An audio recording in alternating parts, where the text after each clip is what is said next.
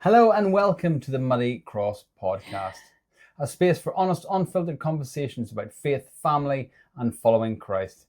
Together we'll explore how God's grace meets us right in the middle of life's grit and what it really means to walk with Him day by day. Jodie, episode 1. I know, so excited, but also very nervous. Don't be nervous, you'll be fine, we'll be fine. So, today's episode, the first episode. And we're starting off with why us? I guess we're going to say, well, who are we?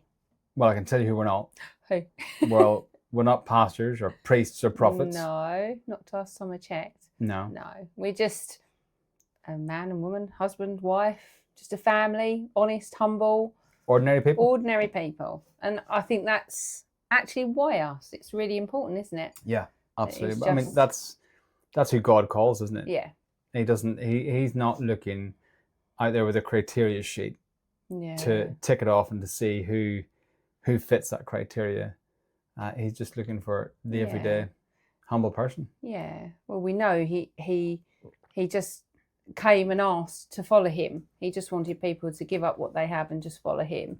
And the only thing he asks in return is to love and to serve. So it is like you say, it's quite a humbling thing, isn't it? So that's kind of why us. And in that, we accepted, didn't we? And we said yes. Kind of a, I guess, as an explanation. Well, not an explanation. The reason for this show is to kind of explore why we're doing this, isn't it? Yeah. And it is kind of a calling that we feel that we've had because, we look at the people around us since coming to Christ, and there's a lot of reaching out to other people and spreading the good word. Yeah. And I guess our circumstance doesn't really lend itself that well to reaching people. So we felt that this would be a good way to do that. Yeah. And you've had, haven't you, a number of encounters where you feel like you're being told to speak up. Voice has been a big one. It keeps going, not just from like you hearing it, but other people have been telling you. I've actually heard it over you. So voice is definitely a big one that kind of comes in there. And I know, obviously, you've got the whole, which will lead into our second podcast, imposter syndrome, where I was like, oh, no, you do it. And then, obviously, I felt, it was both of us, and we both feel that it's both of us to do this. But it's a way of us sharing where we are now. For those that know us, because there's going to be many people out there that have known us through our careers, through our life, throughout the years. Yeah. And it's a way to kind of let them know what we're doing now. And why we're doing it now, I guess, because it may seem a bit very different. we've, and I guess we'll get to that as this sort of series goes on. It'll make sense what I'm about to say next. But sort of from what we were doing to now, we've been quiet. Yes, I guess. We have. Yeah. And this is sort of us. We've been searching, haven't we? Is the right thing or what have you? So so there's a lot of power in silence sometimes. Yeah. But from that, this has been born. But the Muddy Cross in itself was already around. It wasn't very well known, but it's already been around because you already felt that before, didn't you? Yeah. So explain that. So in my previous career, so to speak, in fitness and so on and so forth, I felt a way that God was calling me to perhaps evangelize, certainly share His word, was through what I was doing. So it kind of came to me. He gave it to me, the Muddy Cross, and it was a way to bring people together, taking on challenges, because quite often we can break down all the barriers when we're facing a challenge together, physical also challenge. See who you are. It kind of makes you feel like it does strip you quite bare. So we took on some sort of fitness challenges as the Muddy Cross, and that's kind of how the Muddy Cross came about. So when this idea kind of come into play, we were like, well, what are we going to call it? And we went through a few different names and things, didn't we?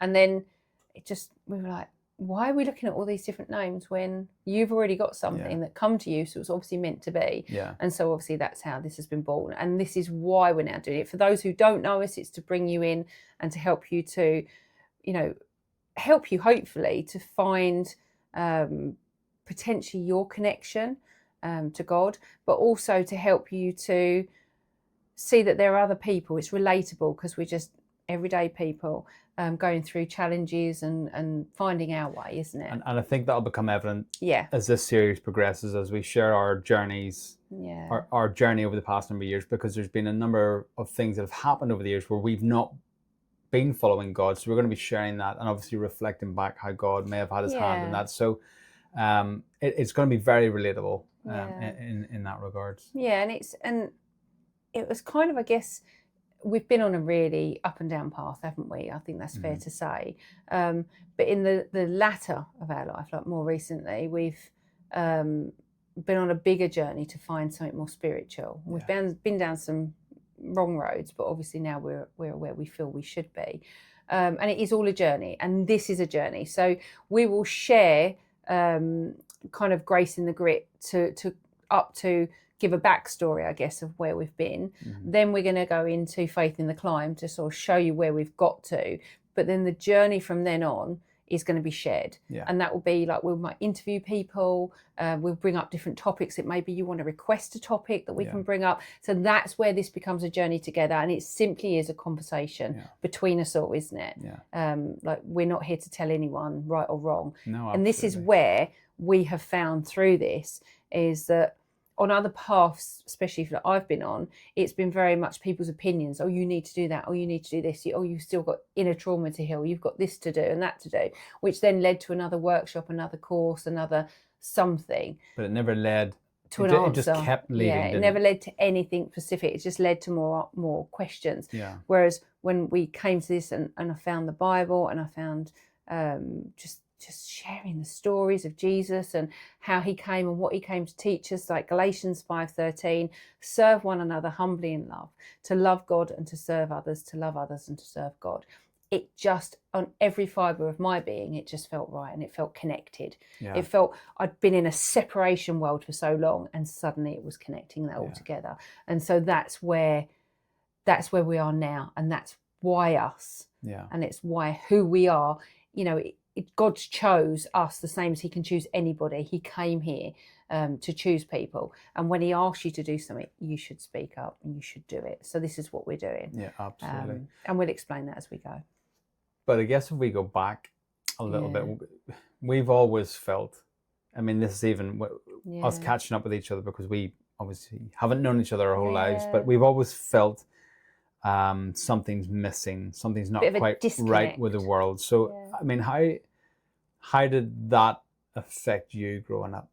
Well, I was kind of brought up into, and again, it's society's, I don't know what the word is. Norms, yes, what is put on you and what your family beliefs are, and you know, and whether it's right or wrong, you kind of pick up socially learning, don't you?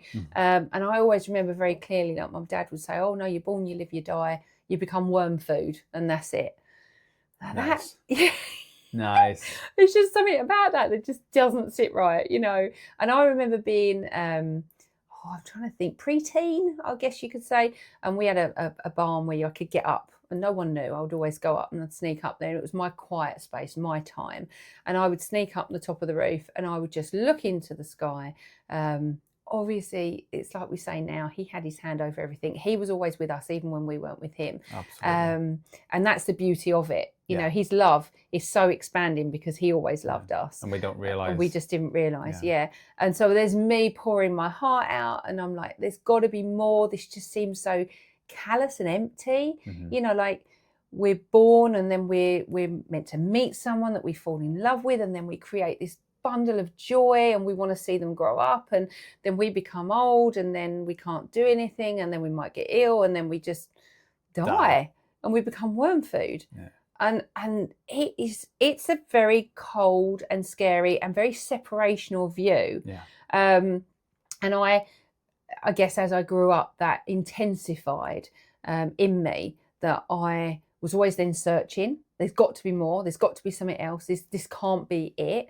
I was always feeling that, you know, like, I guess it comes down to a fear, and it became a fear in me. And I know, like, you know very well how much of a fear it was, because I used to have panic attacks, didn't I? Quite strong panic attacks, mainly at night when it obviously, you know, the distractions of the day are over, and then you're lying there, and all of a sudden you're like, well, I don't want to not be with you, and I don't want to not end, and I want to be able to see flowers, and I want to be able to play with the dogs, and how can that all end? That's just so cruel. And it was a big thing. And I think that's, in some ways, when we look at the world and the way the world is set up, it almost pushes that narrative on you. Look at films, horror. That's why we both hated horror films, didn't we?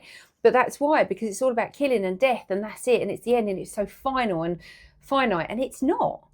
Actually, we're eternal. We're spirit, and we're eternal. And just knowing that now, it is what I feel comes from it. And the word that always comes to mind that we say is peace. Yeah. There is so much peace over it. And it doesn't matter what's going on around, what the storm's going on around. You have inner peace, which I never had.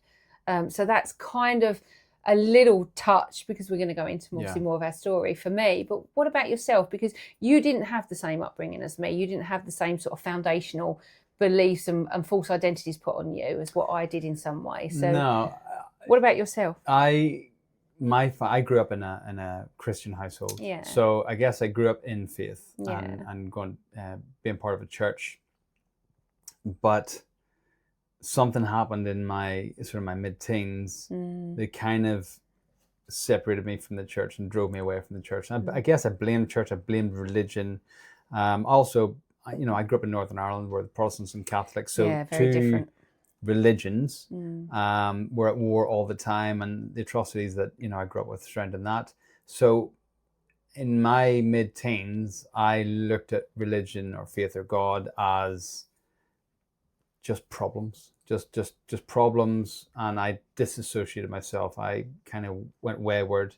But in saying that, I guess I always had this feeling inside of there is something. There's something, but I didn't want it to be religion because I just seen the atrocities that caused. But I always had this feeling that there was something else. And I also felt in school I never really connected. I mean, I was friends. I had lots of friends, and I had friends with different groups. I could be friends with the geeks and with the sports guys and everyone else in between. I guess I drifted. But there was just always a sense of not really belonging, something missing, and not, that's kind of how it's that internal, isn't it? It's that internal seeking. And we know, like, if there was an accident or an emergency, kind of the first thing you do is fall to your knees and pray, because it's in there. It's a natural thing. I think most people have done that. And even if you go, oh no, why am I doing it? It is still in there. It's kind of that. It's like me not knowing, but yet sitting on that roof.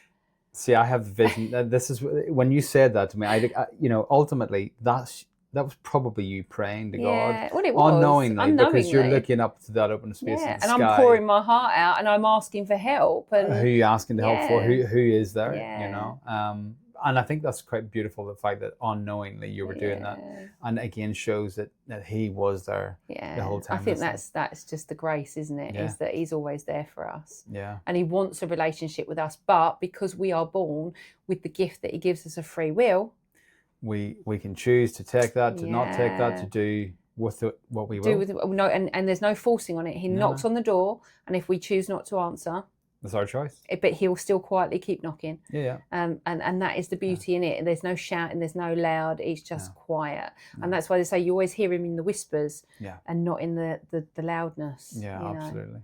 It's pretty incredible, isn't it? But we kind of shared. So when we came together, obviously we shared those stories with each other. But we also shared a similar beliefs of, well, because of both of these experiences, we didn't really want to have anything to do with religion. This was cool. We both said these things and agreed, and pretty much it was almost like we said them at the same time. It was religion. We don't want to talk about religion. No. Do you want to talk about politics? No, definitely not. And dare I say, the other one was football. For different reasons. One, I have no interest It's not that we hate football. I just have no interest in football. You're slightly different. You had no interest in football. And I grew up with, I love my dad. He's not with us, but I absolutely love my dad. But football was the world to my dad. And it became above everything. And it kind of dominated what mood he was in. And, and I guess rebelled is the only way to put it. And I was just like, I do not want to be around football. I don't want anything to do with that sport. And I just moved away. And so when I met you and you were like, I don't like religion and politics, and actually I'm not really into football, I was like, tick, My tick, tick. days. And we had so many other things Yeah. in common. Obviously, that Yeah. was not the basis. There was other things, but it just ticked a lot of those areas. We were like, well, actually, that's great because we don't have to deal with that, because we felt a lot of those areas led from our experiences to separation, war, conflict, and we just didn't want that in our lives, did we? So it was quite nice to have that unity. And we also felt that the world uses a lot of those for distraction, away from actually what's important. So if religion causes war, well then why bother looking into religion? Whereas actually, when you do look into it, it's not religion; it's a relationship with God, or as you call it.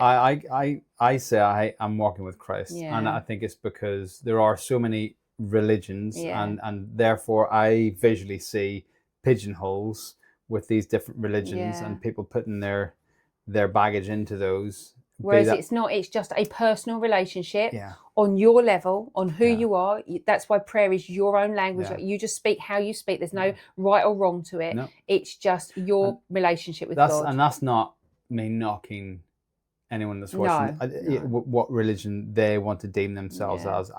That's a personal thing to me. So whenever I say I don't want to fall into a camp or pigeonhole of a particular religion, I say I'm just walking with Christ.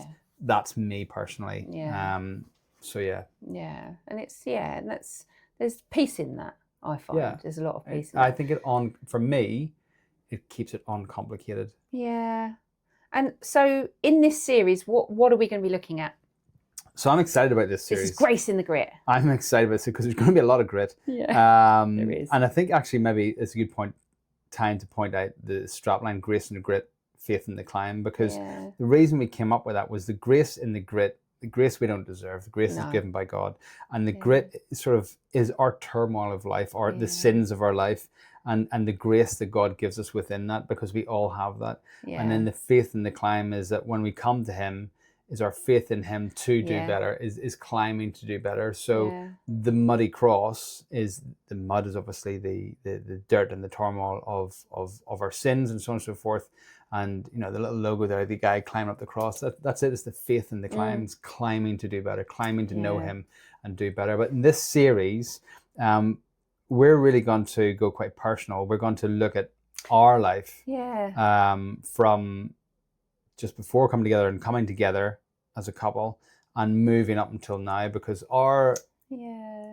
sounds quite cliche, but the only real way to describe our life, and probably to be honest, like most people's lives, to be fair, is a roller coaster. And that's why we say we're just ordinary people, because most people would have gone through the roller coaster of their life. And I think what I'm excited about is that this is going to be so relatable to so many people, because a lot of the experiences that we've gone through, other people will have definitely gone through them, if not exactly. Or if they know someone that has equally. So I think it's going to be very relatable. So it's like facing those obstacles, isn't it, of life? And I think the other nice aspect of this is that a lot of what we're going to talk about is before we actually came to God. And now we'll sort of look back, I guess, with hindsight and sort of say we didn't know, but this, God had his hand here, God has hand here. But a lot of what we're going to talk about was before we came to God, and we're going to be, I guess, quite raw and talking about some quite tough things to speak about. But again, that goes back to being vulnerable.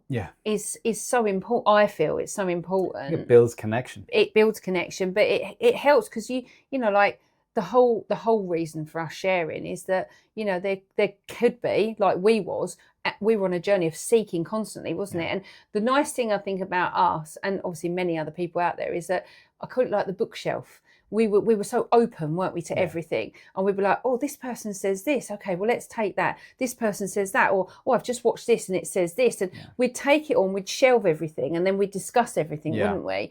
But it's only through being vulnerable and sharing those things and saying, well, actually, do we agree with that? Don't we agree with that? Or, well, actually, this experience has shown that. Or actually, this person's had that experience. Well, that was similar, but they learnt this. And it's constantly doing that helps to shape and heal, I think, other people. So I know, obviously, we'll go into it, but some of the experiences or the things that we've had in our life that you could call the grit of our life, it was only through sharing in some of those moments that actually helped other people. And then vice versa, we've been through some experiences that we've you know, we've gone out and searched for answers, whatever, and we've heard somebody else gone through it, and we're like, oh, okay, you know. So it's finding being vulnerable and being humble in those moments is actually where we can all learn together and we can all share together. Absolutely. So I'm quite excited.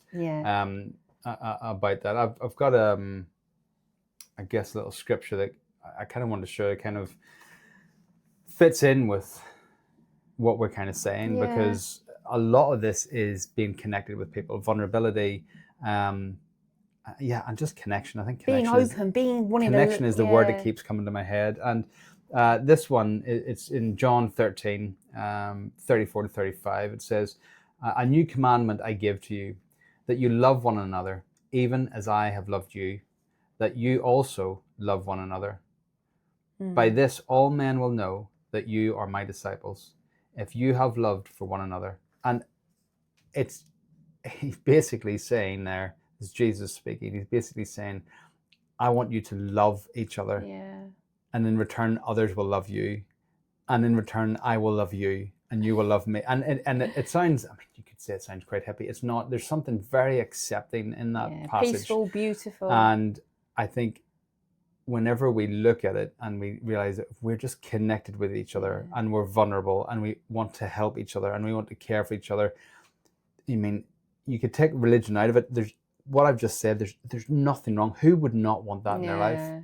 You know, it's so connective, isn't it? Absolutely. And if you think of Jesus when he walked through this life, he didn't come here to aspire to have the best house, to have, you know, like the best job, to have trophies on his mantelpiece, to go on 4 holidays a year, go on holidays, you know, to have the nicest, flashiest car, and you know, the trainers and all of that. Quite the opposite. Very opposite. He was humble. He had nothing. He was like a nomad almost, wasn't it? He'd just come here, and he didn't come to look for the most educated. You know, he literally come to look for the people with the kindest heart, the broken people, and the broken. Those that really seeked him, those that really wanted him. And there's just something so loving and raw, accepting in that. And I think that's where it intrigued us, didn't it? Because everything else, every other path, every other journey, as we'll get into, that we were on, led to, you need to spend more, or you need to do more, or you need to be more, or you need another question. Keep going down. And when we came to the Bible, to God, the questions that we had, we found an answer, and there was something quite refreshing about that, because it meant that we didn't have to search as far or as long. So I think if we can sum up, like, why us, because that's the title of this one, is because we have been on a journey through the grit, you know, we really have, and we have overcome, or we are overcoming, should I say, because this is still a journey, but fears, that emptiness, lack of acceptance, scarcity, false identities, lack of acceptance, all those things that dare I say harm so many of us out in this world. And it's why, you know, mental health is on such a high, you know, it affects so many. And we are on a journey of overcoming all of those, and we are left with the only thing that I can say we're filled with is peace. Yeah, that's Love the word that crops up. Peace just keeps echoing back. So why us? Because we want to share that. We want to share what we feel we've found with other people, in case it can bring peace to other people. And I think that is important. And that kind of answers and peace, everything. Peace in the turmoil. It's not, we're not talking about peace that, I feel good, I feel everything's fine. I'm talking about, or we're talking about, when things are wrong. We still feel peace. We described it, didn't we, recently? We've been going through something, and again, obviously it'll all come, but we've been going through something, and it feels like you were in a boat and there's a massive storm going on around us, and for all intents and purposes, we should be panicking, screaming. 100%. We should be clinging on for dear life. But we're not. No. We're sitting there and we're just really peaceful. Now, it doesn't get me wrong. You've still got the fleshly, well, what if this and what if that? Those little questions pop up. But it always brings us back to a resounding, it's fine. It's okay. It's okay. It's okay. It's going to be okay. And that's something we want to share with people, because we want other people to have that feeling of peace. And that's where this comes from, isn't it? Is Yeah. being able to share that and say that, you know, we haven't got all the answers and we are definitely going to get things wrong. We know we are. That's how we learn. Because that's how we learn. That's how we grow, isn't it? We are. But if we can share even 1 ounce of that learning, and it's all free, it doesn't have to cost. It's not a course or another thing you have to do. It's all free.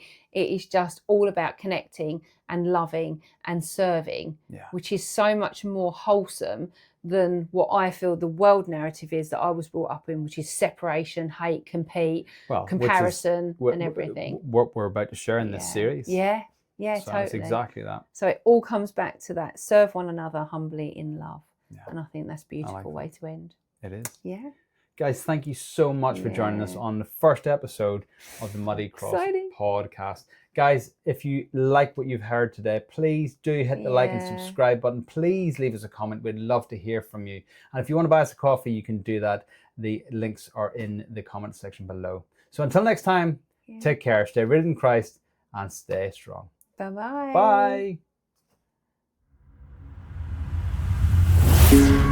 Bye.